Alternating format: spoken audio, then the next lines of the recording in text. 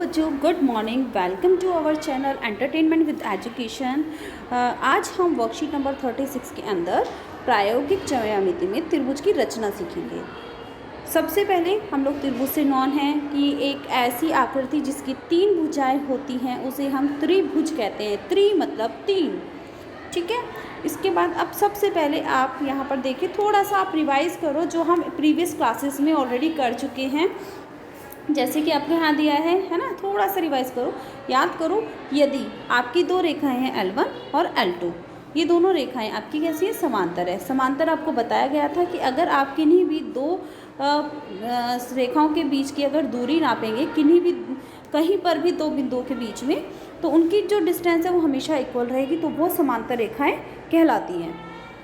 तो सबसे पहले आपकी और एक की जो M है, ये आपकी एक तिर्यक रेखा है। तिर्यक रेखा वो होती है जो दो समांतर या तीन समांतर रेखाओं को अगर एक तीसरी रेखा जो कट करती है उसको हम तिर्यक रेखा कहते हैं। अब यहाँ पर आपके फिल इन द ब्लैंक्स है ABC, तो हम स्टार्ट करते हैं। सबसे पहला है जो एग्जाम्पल, जो आपका एंगल 4 है। ध्यान से देखिए, जो आपकी आकृति है जो 4 है वो 6 के इक्वल है। क्यों? क्योंकि कोण कैसे हैं आप बताइए। जब एक आपको बताया था कि ऐसे जब Z बनता है तो वो आपके एकांतर कोण होते हैं, तो हम यहाँ पर क्या लिख देंगे, क्योंकि कोण एकांतर हैं। क्या है? एकांतर। आई थिंक आपको क्लियर हो गया होगा। इसी तरीके से आप देखिए जो 4 और +5, ये देखिए, ये 4 और ये प्लस, दोनों के दोनों कोण समांतर रेखाओं के अंदर की तरफ हैं और एक ही तरफ हैं, है ना। तिर्यक रेखा के एक ही तरफ हैं और दोनों के दोनों समांतर रेखाओं के अंदर हैं। तो ऐसे कोणों का जो योग होता है वो हमेशा 180 होता है। तो यहाँ पर कितना आ जाएगा आपका 180। आई थिंक आपको क्लियर हो गया होगा। दूसरा, एक संगत कोण का जोड़ा। एक संगत कोण का जोड़ा। संगत कोण क्या होता है? संगत कोण क्या होता है? समांतर रेखाओं के में तिर्यक रेखा के एक ही तरफ, चाहे वो लेफ्ट साइड हो या आपका राइट साइड हो, एक ही तरफ हो, और अगर तिर्यक रेखा समांतर रेखा के ऊपर वाला कोण होगा तो दूसरी समांतर रेखा के भी ऊपर वाला कोण होगा। अगर आप नीचे वाला लेते हैं तो नीचे वाला ही होगा।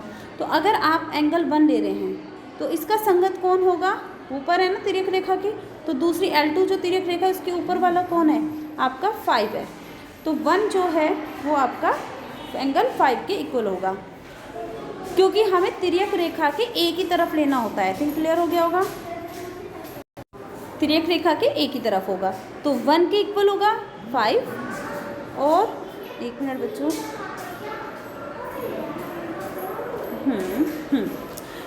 तिर्यक रेखा के एक ही तरफ होगा, 1 इक्वल होगा 5 के और 4 इक्वल होगा 8 के। अगर हम तिर्यक रेखा के नीचे ले रहे हैं तो हम समांतर रेखा के नीचे ले रहे हैं तो L2 दूसरी जो समांतर रेखा है उसके भी नीचे वाला ही एंगल लेंगे और तिर्यक रेखा के एक ही तरफ। तो आप कोई सा भी लिख सकते हैं। अगर आप इस तरफ देखेंगे तो जो आपका 2 है ऊपर है तिर्यक रेखा के, तो नीचे वाली तिर्यक रेखा में 6 होगा ऊपर वाला, 3 लेंगे नीचे वाला तो इधर 7 होगा नीचे वाला। आई थिंक आपको क्लियर हो गया होगा। तो आपका जो संगत कोण का जो जोड़ा है वो कोई सा भी आप ले लीजिए, है ना। 1 और 5 ले लिया तो एंगल जो 1 होगा वो इक्वल ले लिया एंगल 5 की, ठीक है। अब इसके बाद आगे आ जाओ। अब आपका ये देखिए, एक त्रिभुज से संबंधित कुछ महत्वपूर्ण गुण। दिए गए समकोण त्रिभुज आपका जो आपका ACB, ये जो आपका ACB है ये आपका एक समकोण त्रिभुज है जहाँ पर C क्या है, 90 डिग्री का कोण है। तो त्रिभुज जो एंगल है पहला, आपको पता है त्रिभुज के तीनों कोणों का योग कितना होता है, 180। ये हम बहुत बार ये एक्टिविटी भी हम कर चुके हैं। तो angle A + B angle C, इन तीनों का जो सम होगा वो कितना हो जाएगा, 180, ठीक है। A² + B², अगर आपका A² जो +B² वो किसके इक्वल होगा, वो होगा आपका C² के इक्वल होगा। तो यहाँ पे आपका आ जाएगा C²। अब A + B, ठीक है, और यहाँ पर C। तो अब यहाँ पे हम कहेंगे जो त्रिभुज होता है आपका, त्रिभुज की किन्हीं भी दो भुजाओं का जो योग होता है वो तीसरी भुजा से बड़ा होता है, ठीक है। तो आपका यहाँ पर A + B जो होगा वो ग्रेटर होगा C से, ठीक है। आई थिंक आपको क्लियर हो गया होगा।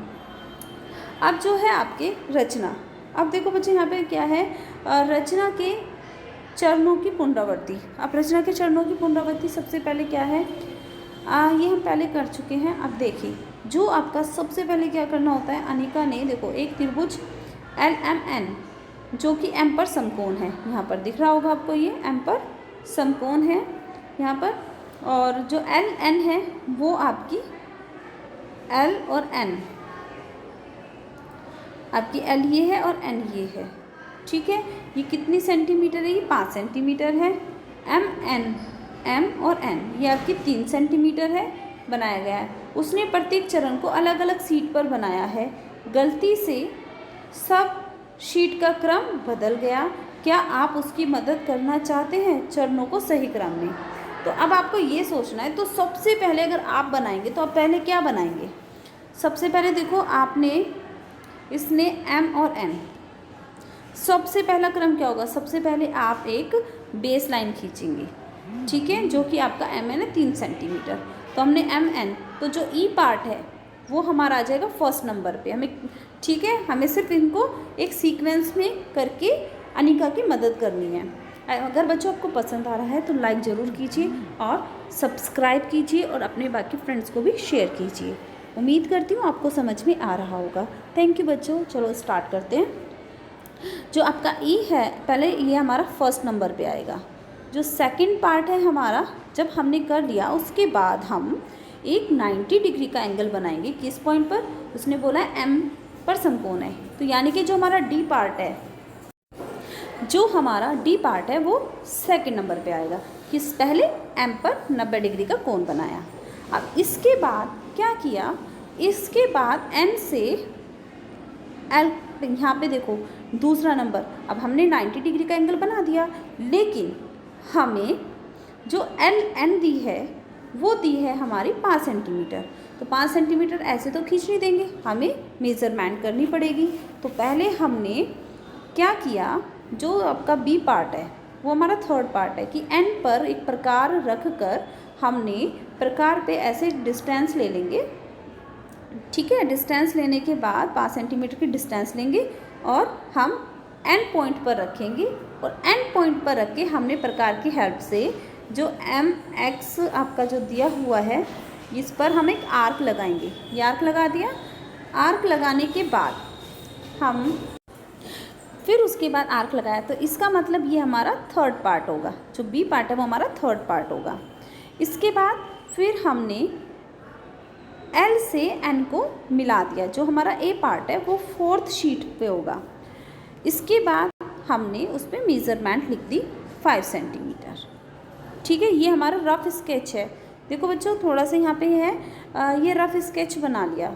हमें पहले रफ़ी स्केच बनाना चाहिए, तो हम थोड़ा सा सीक्वेंस चेंज करते हैं। जो आपका 1 मिनट, ये जो फर्स्ट नंबर पे है ये हमारा किस पे आ जाएगा, ये हमारा आ जाएगा सेकंड नंबर पे, और जो हमारा फर्स्ट नंबर पे होगा वो हमारा रफ़ स्केच होगा, ये होगा हमारा फर्स्ट नंबर पे, ठीक है। उसके बाद थोड़ा कलर चेंज कर लेते हैं ताकि आपको क्लियर हो जाएगा। ये हमारा होगा 1 मिनट, तो ये हमारा होगा फर्स्ट नंबर, 1 मिनट बच्चे, ये हमारा होगा फर्स्ट नंबर पे।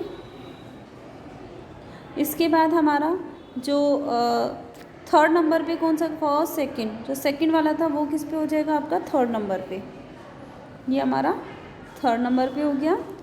जो हमारा थर्ड पे था वो हमारा हो जाएगा, ये हमारा हो गया 1 मिनट, फोर्थ नंबर, ठीक है। और ये हमारा जो लास्ट है ये हमारा हो जाएगा फिफ्थ नंबर। आई थिंक आपको क्लियर हो गया होगा। तो आपको ये सीक्वेंस में लिखकर अनिका की मदद करनी है। आई थिंक आपको समझ में आ गया होगा। थैंक यू बच्चों। आप निम्न में से किसी एक, ये आपका होमवर्क एक तरीके से, निम्न में से किसी में एक अद्वितीय त्रिभुज खींचा जा सकता है, कारण भी लिखें और क्यों।